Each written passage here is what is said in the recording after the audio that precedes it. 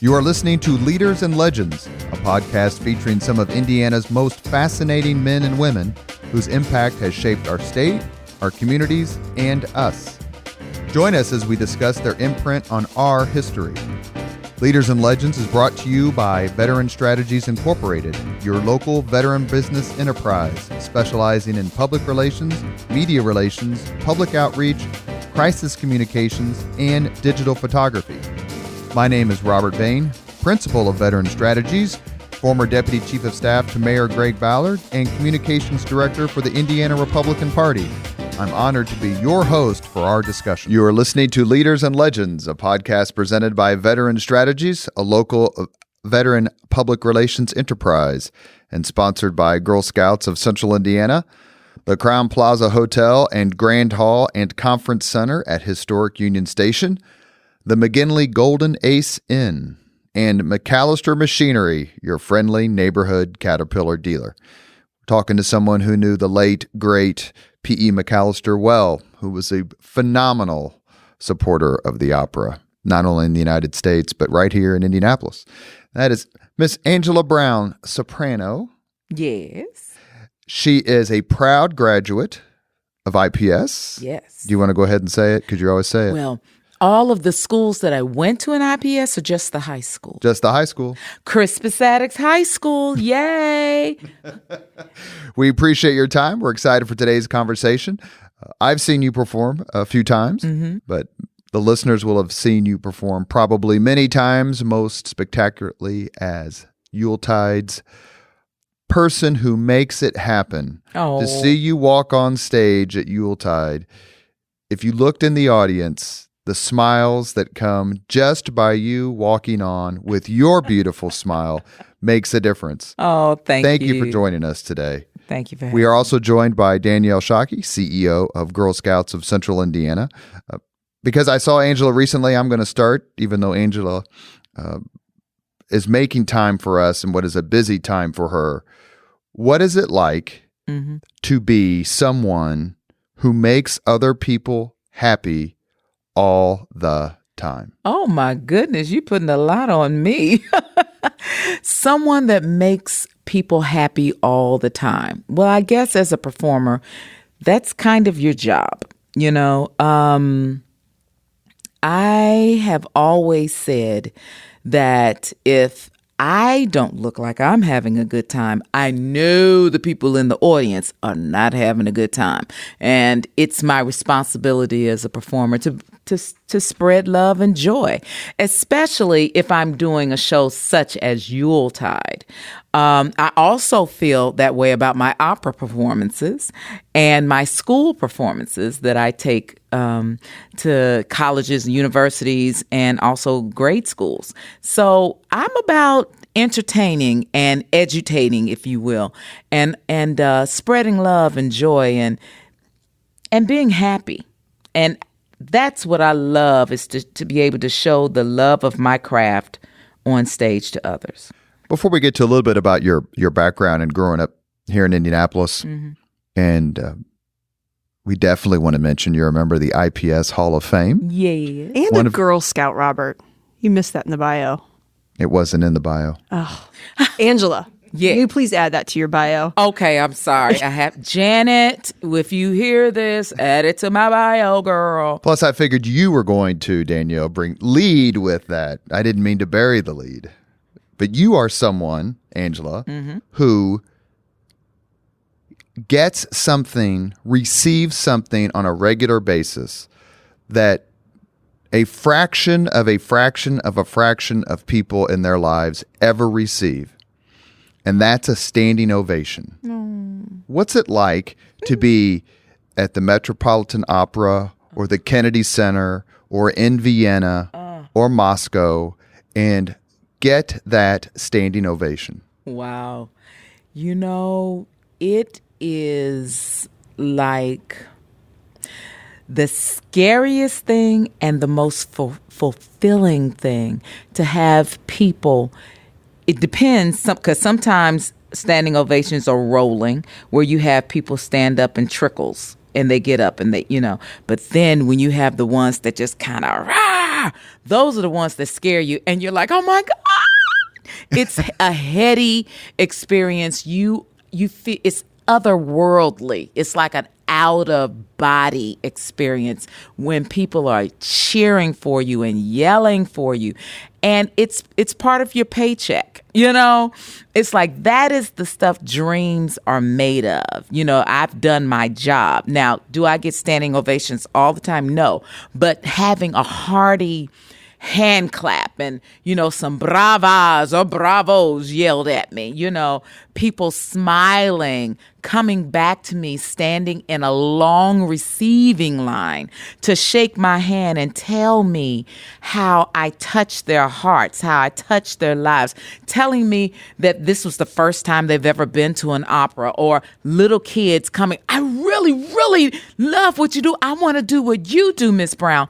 I mean, it's nothing like being able to wrap your arms around an audience member that has just witnessed what you have taken so long to prepare for them.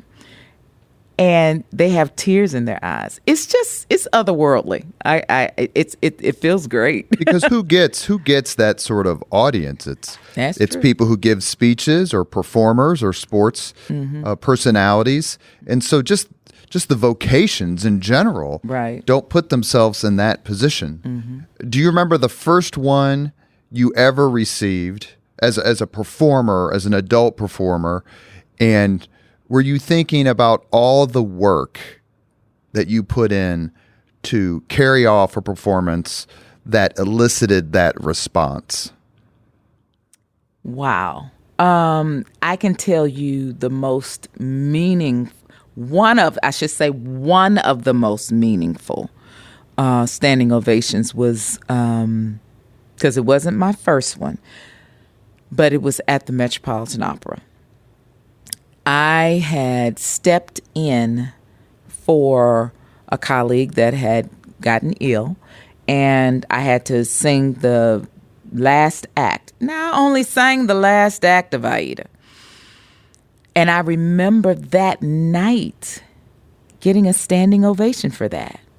And then when I actually sang the whole role a few nights later, having the whole audience stand and flood down the aisles to the front, the proscenium of the pit of where the orchestra is, and just clapping and yelling and brava and go girls and just clap. It was amazing. Tears? And tears. I cry very easily. So I cried most of my applause at the end of a show, because you don't think about how much work you've put in it at that time. You are just thanking the Lord, first of all, that you got through it. And second of all, that they're not throwing tomatoes or overripe fruit. Have you experienced that before, the tomato throwing? No. That's an old thing. I hope that never, ever comes back for anyone, not just me. But yeah. I'm sorry, Robert, which of those do you feel like you made it? Like what performance in your past you're like, wow, this is... I'm good. I'm doing well. And you know what I mean? Not good. Like, I understand what you're saying, girlfriend. I still am careful not to get too cocky, because yes, I am a professional.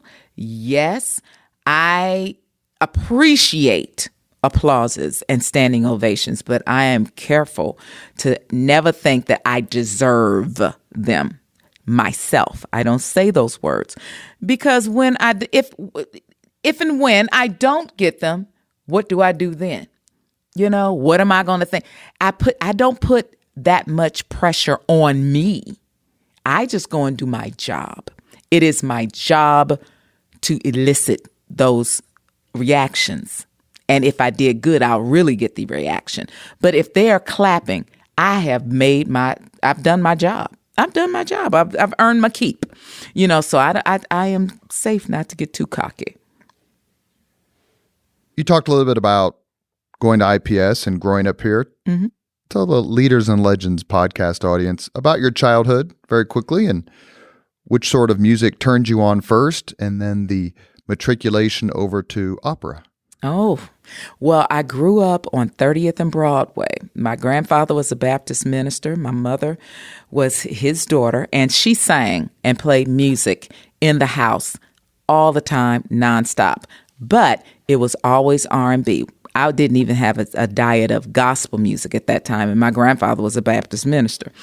Motown or more? It was more Motown. Mm-hmm. And one of the pieces on Saturday mornings, before we could watch cartoons until noon, and then the TV would go off, the stereo, the wood stereo, there was a big piece of furniture, would go on, and my mother would put on Barefootin', dun dun dun, the Barefootin', and or either there was some 78s that she had that she would play from it was oh yes, I'm the great pretender. Ooh, ooh. We would listen to all kinds of music and clean. And she loved Stevie Wonder. She loved Earth, Wind, and Fire. And so that was the music that was played in the home. Now, she was very sure to expose us to musical theater because she loved it. My mother wanted to be a toe dancer. I still to this day don't know what a toe dancer is, but it wasn't a ballerina. It was someone, I don't know. She just always said a toe dancer. But my grandfather, because he was a minister, wasn't going to have one of his children out there, shaking up her, whatever. So dancing wasn't something that she could aspire to do, but she was a singer. And she would sing in her daddy's church, after he would preach a sermon. And she would always take us to Starlight musicals. Yeah, Butler. At Butler. So I can't remember all of them because I was so young, but she made sure that we had social graces. We knew how to act in public. We knew how to eat in public. So we didn't go to the McDonald's and stuff. Nothing wrong with those places, but that's where a kid can be a kid, right? You can run around and act crazy. Well, honey, she made sure we went to the restaurants where you sat down, you walked in, you put your napkin in your lap. You knew how to use your fork and knife. You knew how to close your mouth when you chewed. She was very... she wanted to make sure that her kids were ready for the world so that we could be good citizens of the world. So she made sure we had some culture in our life. She made sure that we had some fun in our lives. And that was exactly the way our household was. But you grew up in a we're relatively the same age. So I know a little bit about the music of the 70s and early 80s especially. You grew up in a terrific musical time. Yeah. Earth, Wind, and Fire, Kool and the Gang. Mm-hmm. If you were a blues fan, especially heavier blues, there was Led Zeppelin, and you had all sorts of the disco era. Mm-hmm. Mm-hmm. Kool and the Gang. Kool and the Gang. Which musical groups or genre did you enjoy the most? But at a certain point, you turned to a form of music that is unique, to say the least. Mm-hmm. What made you decide to concentrate on that as opposed to singing rock, pop, gospel? Well, I was part of a group because I sang all genres of music. And all genres of music. I was always singing for the opening of an envelope here in Indianapolis. I sang for the Indiana Black Expo. I would sing the National Black Anthem for that. Like I said, I sang in my grandfather's church all the time. I sang in musicals at Crispus Attucks. And my favorite music was R&B. But I was part of a gospel choir here called the Steve Coleman Concert Choir. And before that, I was part of the Greater Indianapolis Youth for Christ Choir.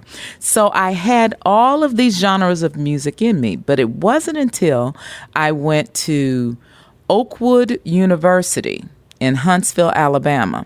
It was college at the time, but university now, that I realized I had this affinity for classical music.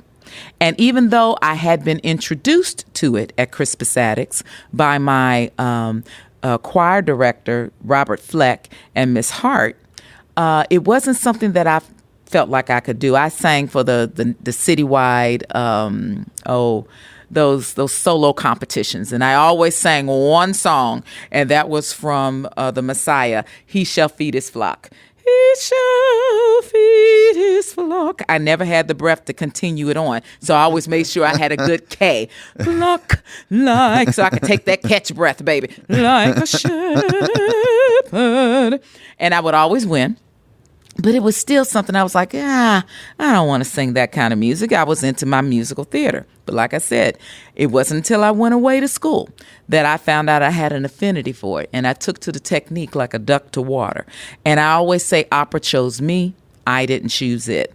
And after I began to study and everything, because I'm skipping all around the story, and I'm going to let you get deeper. But when someone said, Angela, at Oakwood, they said, Angela, you sing gospel music, because what I wanted to do when I went to Oakwood, I wanted to be a singing evangelist. Okay. But I now feel like the Lord has given me bigger pulpits. And a colleague of mine, a student peer of mine, said to me, Angela, when you sing gospel music, you can stand up against all of them. But when you sing classical music, you are head and shoulders above everyone. And that gave me courage to continue studying classical music because I was accepted by my peers. I felt very funny about these new clothes that I was trying to fit in because I didn't feel like I fit in to that genre of music. Well, it's Eurocentric, to say the least. Very much so. And I just didn't feel comfortable with it. But by having one of my peers say, Angela, you can do this, I was like, okay, let me try, And I ended up going from Oakwood to Indiana University. And I don't know where you want me to stop the story. No, that's fine, because I want to make sure that Danielle gets here and asks her particular questions, because one of the things that Danielle does is she's just got a unique perspective. Mm-hmm. But a lot of the folks we've had on the podcast mm-hmm. have gone to IU in one form or another. Mm-hmm. What was it like to be at IU at one of truly the best music schools in the world? Well, how I even got there was through being at Oakwood University. My teacher there, Ginger Beasley, was also a student of Virginia Zayani, who was my teacher at IU. And Ms. Zayani would invite Ginger Beasley's studio down once a year to have a weekend of master classes with her. And when I went to study with Ms. Zayani for the first time, I was a mezzo-soprano. And I sang for her, and she turned to my teacher, snatched her glasses off, and said, Ginger, Angela is not a mezzo-soprano. She is a Verdian soprano. The blood of Verdi courses through her veins. Darling, she turns to me, darling, when you are done studying with Ginger, I will take you in my studio. And I was like, okay. So she was serious about that. So what is for those of us who are mm-hmm. not educated in music, what's the difference between the two soprano labels you just mentioned? Well, it's an alto and a soprano, one being lower, one being higher. I started off as a lower soprano or mezzo-soprano or an alto, and then I went to a higher soprano, not the highest, but a dramatic soprano that has creamy low notes, a smooth middle, and sparkly high notes. So it's like the whole voice it just oozes drama. It's a dramatic soprano. And Verdi is a composer that has a lot of dramatic pieces that he wrote for my kind of voice. And it wasn't until I went to Indiana University that I knew that I would be that type of soprano. So I went back to Oakwood, studied hard, graduated, went to IU, and then being at IU, I just knew that I would be a small fish in a big pond. And I was very intimidated because it's 1,500 was the number at that time. School of Music. I mean, it was called the Music Factory. Okay. I'm just little old Angela Brown. Who am I? But found out rather in quick order that I ended up being a big fish in a big pond. And I had no idea how to fill big fish flippers. And I was just me. I can be no one else but me. And the dean of the School of Music at the time, Charles Webb, heard me in an audition, a cattle call audition that they have at the beginning of every school year. And I was number 120 that day. Okay. And he said he was sitting at his desk filling out paperwork because he had traveled somewhere. So he had a lot of things he had to still catch up on when he got back. And his secretary, Pam, at the time, I remember her name, was playing. They videotaped everything for him. And she was playing all the auditions while he was doing his paperwork at his desk.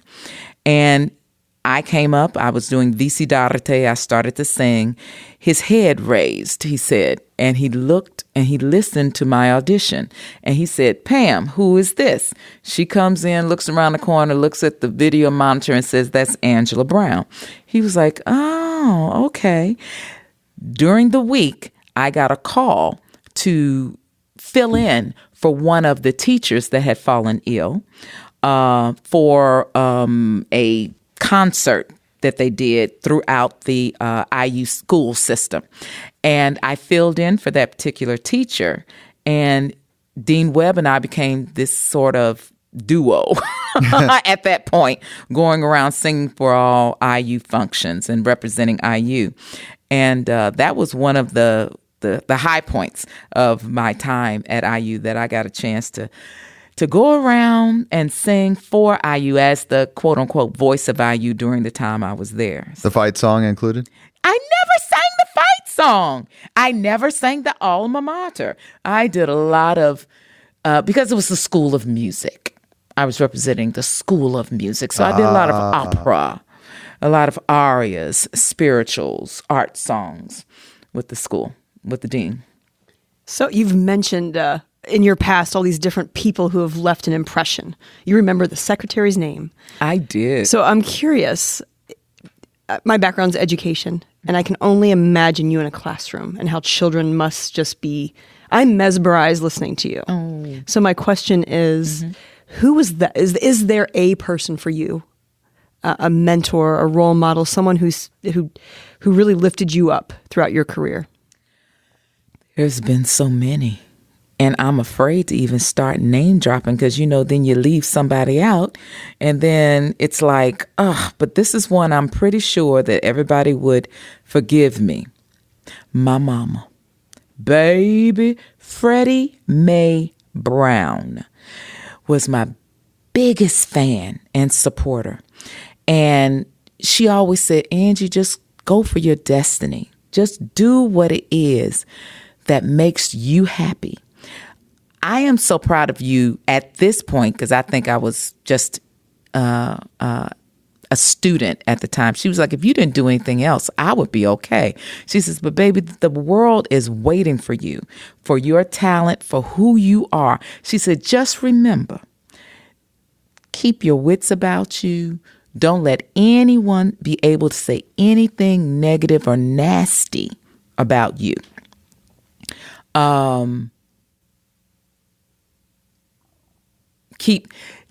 Just keep doing well. Keep doing good. Yeah, she was my biggest supporter. But now if I had to start naming names beyond my mama, I would say Ginger Beasley, who was my first voice teacher that really began to break down the nuts and bolts. I say that Ginger Beasley was the author of my voice and Madam Virginia Zayani was the finisher of my voice because the two of them worked in tandem to create and help to fine tune what the Lord had given me innately, the lump of coal, and they put enough pressure on me that it became a diamond. And between those two ladies, and then there are so many people that have really helped to propel and push my career. Robert Driver, who was one of the creators of Indianapolis Opera, but he gave me my big breaks in Philadelphia to do every role that I ever wanted to do. He and Susan Ashbaker gave me opportunities that I probably would not have had to really work out the kinks without being on like at the Metropolitan Opera. The roles that I did at Philadelphia, I got a chance to either do or cover at the Met. So those were two people that really gave me big opportunities early on in my career. Because like I said, I'm going to leave people out. And as they come up in my mind, I might just interject them real quick. And of course, my agent, Janet Gerald, who she and I have been together on a handshake since 1995, the creation of my first CD that came about when I was doing a week of residency out at Stanford University when I was with Dean Webb, and I was still a student at IU, and I met Helen Bing, who gave the money for my first CD project. I was singing in President Casper's house at Stanford, and Mother. Yes, Stephen Bing's mother. And I actually, guess who was at that dinner? Condoleezza Rice. Right. I was going to say, because she was at Stanford. Yes, she was at that dinner. And she's, of course, a classical pianist. And so I'm sitting, I was a vegetarian at the time, and I'm sitting at the table, and they were serving rare roast beef. And I'm looking at this blood and juice swirling around on this table. And I was like, Lord Jesus, I can't do this. And so I'm trying not to go, I don't want to eat this. And I didn't eat it. So I'm having conversation with everybody, looking like I'm eating, but I'm not, y'all. And Helen Bing says so. And so President Casper's sitting at the front of the table. Helen Bing sitting right across from me. And she says, Angela, your voice is so lovely. She says, do you have any recordings? I was like, no, ma'am. And I was like, and she was like, well, would you like to have a recording? I was like, yes, ma'am. I would love to have a recording, but there's no money to do anything like that. She says, oh, I'll sponsor a recording for you. And it's not like you have things like that just tossed in the air at you all the time, and I was like, oh, that's so nice. Thank you. Clearly not thinking that this lady's going to send me money. She says, I'm going to be traveling in January, and in February, when I get back from Africa, I will send you a check. I will send Dean Webb a check. And I was like, okay. In March, Dean Webb called me up and said, Angela, I have a check here from Helen Bing, and we got a project to do. I said, okay. So that is how my first project came about. And so she was definitely, I call her my fairy godmother, because she has, from the project to having me out at Stanford later on when they built Bing Recital Hall, to help to buying one of my dresses for when I won the Metropolitan Opera competition. I mean, she's been in my life, just, touching my life here and there. It's just been heady. There are so many people that have been so good to me. The Lord has just blessed me to have people that thought enough of me and my talent and believed in me enough to keep pushing me. And now I just feel so blessed to be able to give back just a little bit with the things that I do with my organization, Morning Brown. That's actually one of my next questions was, tell us about Morning Brown, your nonprofit, really to help youth have access to music who may not otherwise. Is that correct? Exactly. And it also, it brings culture to cultural deserts. There are so many, what really spawned this is I was in Chicago, and I was with Lyric Opera of Chicago, and I was doing some outreach there. And I didn't realize that Chicago has cultural deserts. It's Chicago, where they have the symphony, the opera, everything for you to have cultural bombardment. And there are people that haven't been downtown Chicago ever, and I found that out by being in those areas where there are cultural deserts in Chicago. So I was like, well, if it's happening there, I know it's happening in other places. And then traveling to Mississippi, where they have lots of food deserts. And I was like, it's the same thing there as far as culture. It's nothing wrong with all these genres of music. There's nothing wrong with being big supporters of sporting events. But opera is something that fed my soul. And I came from that same thing. I mean, I'm a Hoosier. We love our pork and we love our football and our basketball and our, and all those things and all different kinds of music. But it was because I did know about musical theater. I did know and was exposed to opera and ballet and musical theater, that I knew that other kids, because music and all those things are being taken out of the schools and have been taken out of the schools, that they should have that opportunity to be able to paint with all the palettes, all the colors on their palette. And if you don't know what a mushroom tastes like, don't say you don't like it until you try it.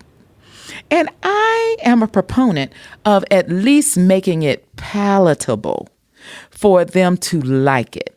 So my show, Opera from a Sister's Point of View, brings Morning Brown brings culture to cultural deserts, but Opera from a Sister's Point of View demystifies opera for audiences that normally wouldn't go. And I try to make it very fun and tongue-in-cheek so that it's not such a scary, stuffy thing where people can't find themselves in. Because, baby, if you break down some of these opera plots, you done found your uncle, your aunt. You're like, I remember a situation like that. It's very base and everyday, But it's just put in different times with different languages. And opera is not that deep. It's really not. So I try to make it so that it's fun. And I have had so many people come up to me after they have heard an Opera from a Sister's Point of View performance and say, well, if it was broken down to me like that, maybe I would like opera. I just did a show in Chicago this weekend for the Indiana Society of Chicago. They were honoring IU. And by me being an IU person, they had me come and do the entertainment for it. And I did opera. Now, these people, I didn't know if they would like my brand of entertainment because they had a country band, there as well. So I was able to break it down and have fun with it. Those folks was up on their feet, giving me my payment, a standing ovation, and enjoying opera. And that's what I want to do. I just want everyone to have the opportunity to say, yes, I like it because I know about it. I have heard it. And somebody, especially in the community that I come from, the African American community, can say, and someone that looks like me is out here doing it. So I can also see myself, if I want to, having a career in classical music because I too am represented, So it's about diversity. It's about exposure. And I love what I do. Can't tell. You are listening to Leaders and Legends, a podcast presented by Veteran Strategies, a local veteran public relations enterprise, and sponsored by Girl Scouts of Central Indiana, the Crowne Plaza Hotel and Grand Hall and Conference Center at historic Union Station, the McGinley Golden Ace Inn, and MacAllister Machinery, your friendly neighborhood Caterpillar dealer. Thank you for joining us. Our guest today is Angela Brown. Who is she? She's someone you applaud, someone you smile at, someone who makes you happy, whether you see her at Yuletide, the Kroger, I'm sure. Yes. IPS schools. She is a soprano. She's sung in places such as Vienna, New York City, Washington, D.C., Chicago, Moscow. She has received notices in the New York Times, CNN, Oprah Magazine, Ebony Magazine, Essence, Classical Singer, Reader's Digest, and many more. And she's with us today. When you're in the shower, when you're in the car, when you're in the elevator all by yourself, what do you sing? When I'm in the car, when I'm in the shower, I'm warming up. If I sing, I'm warming up to go and sing some opera. But in the car, baby, you will hear R&B. I'm an R&B. I'm still my mama's baby. I love 80s, 70s, not so much 60s, but 70s and 80s music, R&B. That's my jam. Now, right now, I'm listening to Christmas music. I love 105.7 because it's Christmas all the time, and I love it. You know, that's probably the greatest of all Facebook debates. When to put up your tree, when to start the Christmas music. So when did you put up your tree, if you have one, and when did you start singing Christmas music? Well, this time it's getting earlier and earlier for me. Because I love holiday music. I love it because I have a holiday CD and I just love it. So I want to say I didn't put up a tree. I don't necessarily do a tree so much anymore because we don't have little ones, but I love poinsettias. I love a nice winter kind of, I'll put up some lights, but I think I started playing Christmas music Thanksgiving evening. Do you have a favorite song to sing? A favorite? So many. But I guess one of my favorites is Mary Did You Know? Because I believe in the reason for the season. I mean, Rudolph and Santa are cool, but it's about Jesus for me, And Mary Did You Know just tells that story. I love that one. But I do love seasonal or the winter time kind of Christmas songs like Let It Snow and that's the Christmas one, Have a Holly Jolly Christmas. Chestnuts Roasting on an Open Fire. I'll Be Home for Christmas. I love the ballads. And then I love the new pieces that are being done. I love Anita Baker's Christmas Fantasy album. Love me some Anita Baker. Most underrated voice. Yes. Anita Baker. She is fabulous. And it's really pretty ridiculous how maybe she's not underrated, but she's usually not in the list of folks when they start talking Mariah Carey or Whitney Houston, but she should be there. Yes, definitely. You have worked, reading through your biography, you have worked with and been associated with some real household names. What was it like to work with someone, for example, named Marvin Hamlisch, who was certainly in the top, almost on the Mount Rushmore of composers and musical geniuses in the last half of the 20th century and beyond? Definitely. Oh, Mr. Marvin. Oh, miss him. He was so nice. Just every day easy. And his wife, Terry, was so cool. I met him through Richard Danielpour, who wrote this opera, Margaret Garner, that I ended up debuting. It was originally written, the role of Scylla was originally written for Jesse Norman, but I ended up doing it. And I met Marvin Hamlisch because he was a good friend of Richard's. And I ended up doing a Christmas at the Kennedy Center with Mr. Hamlish. And then he wrote a song for me a song for the Indianapolis Prize, which is it gives big dollars to conservationists.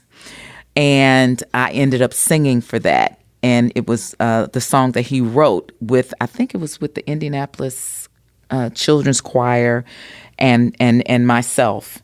And just working with him, he was so easy. He's worked with Barbara Streisand, Carly Simon. The list goes on and on. And he put me at ease. He put me at ease, and he was just fun. And I also had a chance to actually go with him, now that I'm thinking about it, to a retirement home. And that he would go to once a year, and I was the soloist that he took with him one year. And it was he, myself, and my agent Janet. And we just talked about stuff, and it was just regular. He was just an easy guy to work with. And I miss him. When you walked out on stage and saw famous faces, did it make you nervous? Did it inspire you? Did you ever walk out on stage and notice X? I won't throw any names out there because I don't know if they were actually there. Or Y, and went, wow, he's here. Or wow, she's here. I make it my rule not to know anybody that might be famous, especially in the audience. One, because I don't need those nerves. Okay? And two, an audience is an audience is an audience. And every audience, whether they are 10 to 10,000 or 100,000, deserves the best that I can give them. And if I know a certain person or people are in the audience, it might be, they might, it might go to my head in a certain kind of way. If you came to see Angela Brown, you're going to get Angela Brown regardless.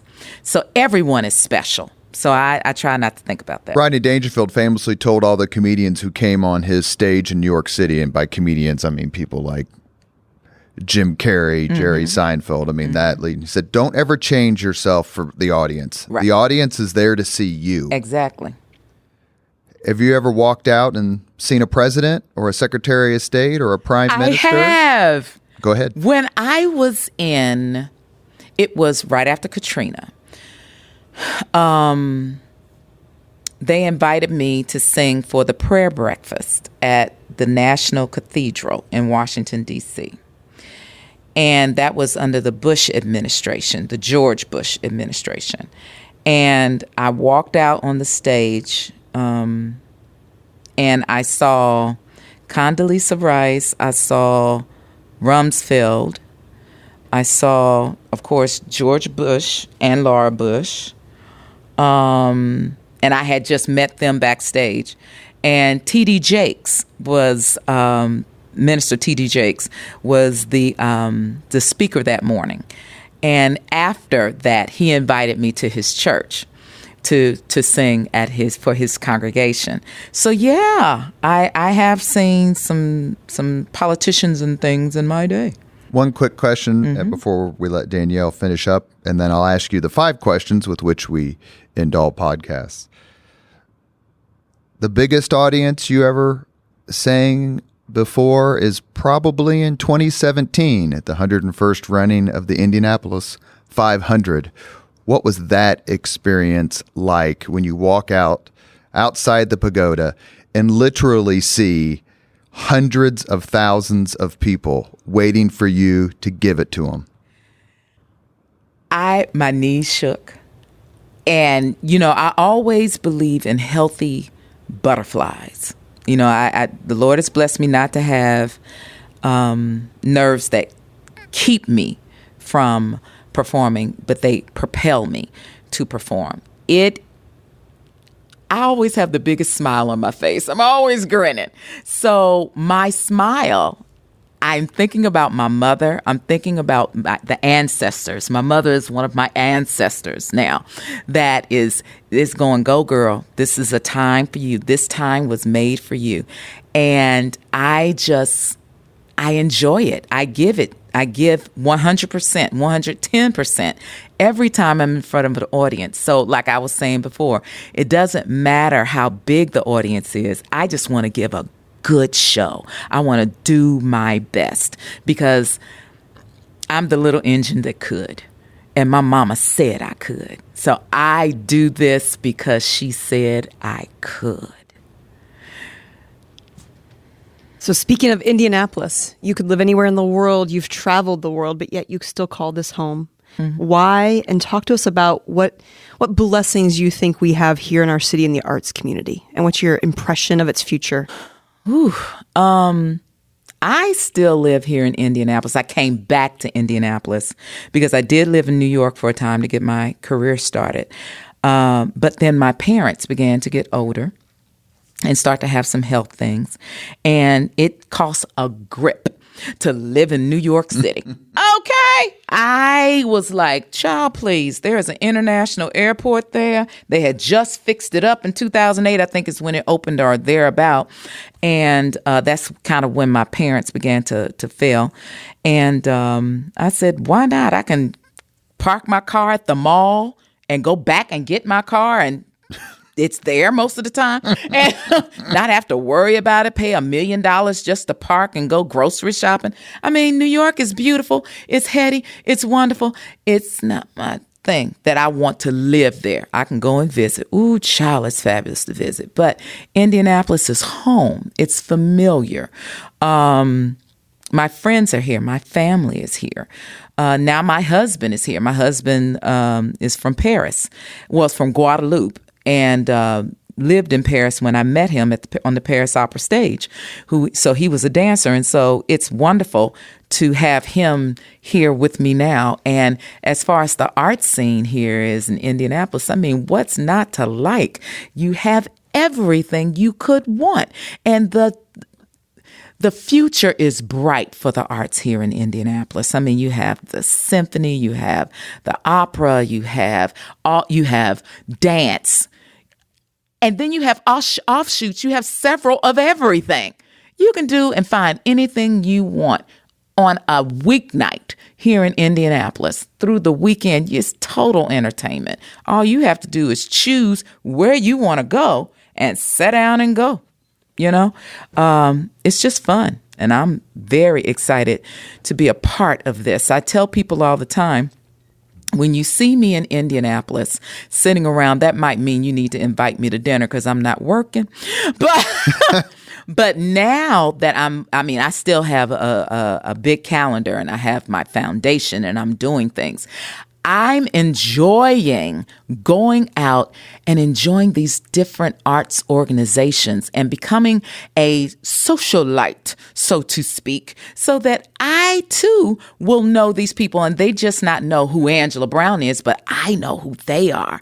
And so it's been fun getting to go out and go to these different shows and stuff. And we have a lot of talent here, just like when I was a kid. So I'm not surprised by that at all. So I want you to talk real quickly, because we talked off air about a project you might want to work on someday. Because I have to say, if you had a podcast, I would be your first listener. I've so enjoyed listening and getting to know you. And I'm sure our audience would love to hear. What would that look like and sound like? And why would you want to start a podcast? Well, because I love to talk, first of all. I think I have things to say. To impart to not only young people. The podcast would look more like my opera from a sister's point of view, where I would tell witty, funny stories about the operas and play some arias and let people know what they said, what arias are. And, so it would be more entertainment, but there would be another part of it where I would play music by some of my contemporaries, some recordings, so that they would know about these people and they can check them out. It would be a way to boost opera audiences, and also to put faces out there of some of my friends that are doing big things in the opera world. So, yeah. And I can also spend some of my wisdom about the business and just what I like. Yeah. Well, you have a listener. Thank you. Yeah, absolutely. We end all podcasts with the same 5 questions. Are you ready? Lightning round. Okay. Are these quick? Because I can wax on. You see. I They can keep can going. be quick. Okay. What was your first job? Oh, my goodness. My first real job was at Methodist Hospital. I was a diabetic aide. I worked in the in the calf. In the calf is what we called it. And I served patients, and I would do makeups for those that had diabetes to make sure that their blood sugars were even out. So I was a diabetic aide at Methodist Hospital. This particular question is particularly appropriate. What was your first concert you attended? Oh, my gosh. The first concert ever that I attended, I can remember being in school, going on a field trip, and it was something at Clues Hall. And it was maybe the Nutcracker, maybe it was some singing involved. There was music involved. There was a symphony involved. There was dancing involved. So maybe it was the Nutcracker. But that was a field trip. Do you remember like the first rock or pop or R&B concert you went to? The OJs. My mom and daddy took us to see the OJs. Yes. If you could recommend any book for someone to read, which book would you choose? And So I Sing by Rosalind Story, which is a book about African-American opera singers. Yes. And So I Sing. If you could witness any event in history, be there as it happens, which event would you choose? I think it would be Marian Anderson singing on the steps of the Lincoln Memorial, because she was not allowed to sing in the hall with the Daughters of the Revolution. We did a podcast with Judge Sarah Evans Barker, and that's what she chose as well. If you could have dinner with anyone living today, 2 hours off the record, whom would you choose? I've never even thought about this. 2-hour dinner off the record with someone living. Yes. Come back. Okay, here's Pass. Phone a friend? Phone a friend. Yeah, I need some help. You can choose Danielle. Well, yeah. Oh, goodness gracious. Let me ask another question. This podcast is posted on Martin Luther King Jr.'s national holiday. That's when I'm going to post this. Okay. If you could sing for anyone in history, whom would you choose? Martin Luther King. Yeah. Because this is going to be selfish, the reason why I'm picking Martin Luther King, because he had the eyes, the ears of everyone in history at that time.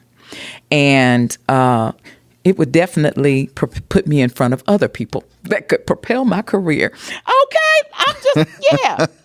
Martin Luther King. Do you want to do the dinner answer? Oh. Living today. I can't even. Condoleezza Rice wouldn't be a bad choice. Wouldn't be a bad choice, but she's not on the tip of my tongue. I want to say Crystal DeHaan, because me and Miss Crystal got on real good. Here in the city, I would love to have, because I just want to hug her neck one more time and tell her thank you. Crystal DeHaan. Leaders and Legends podcast is in some ways an IPS production. As an IPS kid, I enjoy talking to people who went to IPS, either decades before me or contemporaneously. And I dare say that no other IPS kid has made so many people laugh and so many people smile as Angela Brown. No. And you're right up there, if there was a contest, with Oscar Robertson, your fellow Tiger. Yes. Thank you so much. And thank you, Danielle, for being with us today. We cannot wait to hear you sing again. Oh, thank you so much. And thank you for having me. This has been great fun. Thank you very much for listening to Leaders and Legends, brought to you by Veteran Strategies Incorporated. If you want to contact us about this program or our menu of public relations services, please send us an email at robert@veteranstrategies.com. That's robert@veteranstrategies.com.